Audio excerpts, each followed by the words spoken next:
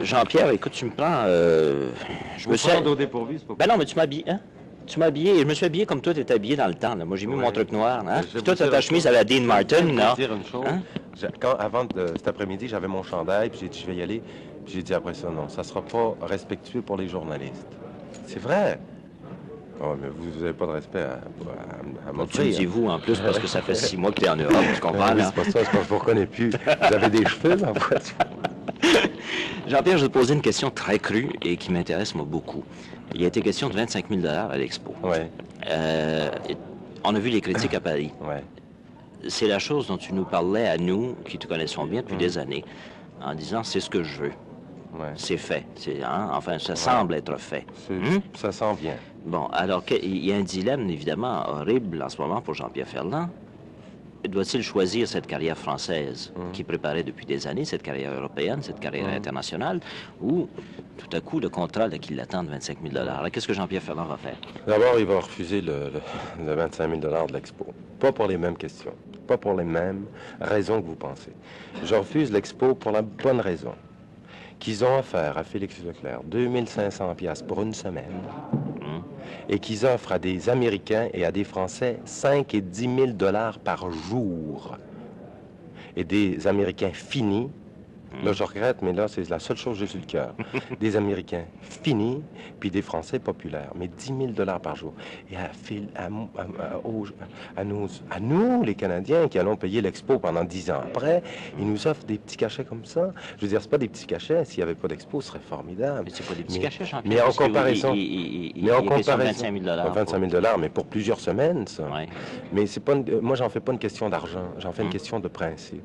S'ils offrent 10 000 dollars et 5 000 dollars à des Américains et des Français, nous, qui possédons l'Expo, c'est notre exposition, c'est à nous ça, on pensait que c'était à nous. Ben, alors s'ils nous offrent ça à nous, moi j'y touche pas. Moi, je me sens pas chez nous à ce moment-là. À ce moment-là, qui rappelle Félix, qui rappelle Vigneault, qui rappelle Léveillé, qui rappelle tout le monde, qui offre la même chose qu'il offre aux Français, et moi j'accepterai. Mais à ce moment-là, je regrette de dire ça, c'est pas joli, c'est pas joli, mais c'est blessant quand on pense à ça. Alors l'Expo, je le refuse pour cette raison-là. Bon, alors, on le sait. Et maintenant, pour ma carrière française, je vais retourner à Paris. Je retourne le 15 mai, parce que j'ai signé des contrats pour le 15 mai. J'ai signé des contrats pour cet été aussi. Il faut bien le dire, quand on a travaillé 3 mois au Canada, on a fait tout, à peu près. Et comme on aime beaucoup notre public, et comme on ne veut pas le surcharger, le noyer, comme on veut le garder, alors on est obligé de laisser tranquille le plus souvent possible, de se laisser désirer le plus souvent possible. Alors, je vais retourner en France, et ça m'arrange. Ça m'arrange de retourner en France parce que je vais faire ma carrière là-bas 6 mois par année, ou 7 mois par année, que je vais revenir au Canada, faire 3 mois par année, puis que je vais rester en vacances 2 ou 3 mois par année chez nous au Canada. Alors, je vais séparer ma vie en deux, moitié Canada, moitié France.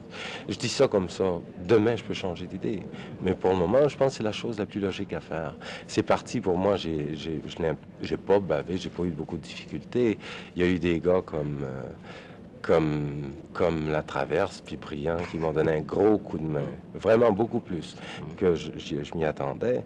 Alors, finalement, ces gars-là m'ont fait confiance à un point tel où leur confiance s'est réalisée, et puis la mienne aussi, j'avais confiance. Alors, on est arrivé à un point où tous les Français disent, c'est formidable, vous êtes la vedette de l'an prochain. Parce qu'il est arrivé en fait qu'il y a plus de demi-vedettes en France. Le yéyé a effacé tout ça, il y a eu une espèce d'épuration.